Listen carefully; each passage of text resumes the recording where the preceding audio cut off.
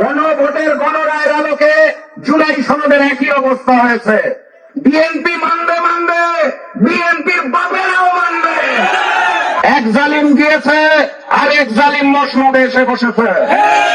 জুলাই যোদ্ধাদের প্রকৃত সম্মান দিতে হবে, শহীদ পরিবারদের প্রকৃত সম্মান দিতে হবে, গণহত্যাকারী ফ্যাসিস্ট শেখ হাসিনা এবং সন্ত্রাসী সংগঠন আওয়ামী লীগের বিচার করতে হবে এবং সব কথার শেষ কথা, শহীদ ঋণ শোধ করার জন্য গণভোটের গণরায়ের আলোকে জুলাই সনদ বাস্তবায়ন করতে হবে।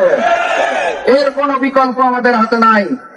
ক্ষমতার মসনদে এসে কেউ যদি মনে করে থাকে নতুন করে ওই হিন্দুস্তানের গোলামি করবে, নতুন করে জালিম হয়ে উঠবে, শহীদ রক্তের সাথে বেইমানি করবে, তাহলে স্পষ্ট ভাষায় জানিয়ে দিতে চাই আপনাদের মসনদ টিকবে না।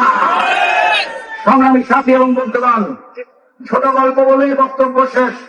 আপনারা জানেন এক প্রজাতির প্রাণী আছে, পশু, যারা পানি খায়, খাওয়ার আগে পানিটাকে একটু ঘোলা করে নেয়, জানেন তো নাকি?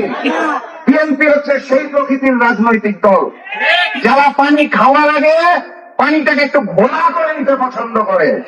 তত্ত্বাবধায়ক সরকারের আন্দোলন মনে আছে? বিএনপি নাকি মানে না, পানিটা ঘোলা করার পর ঠিকই পান করে।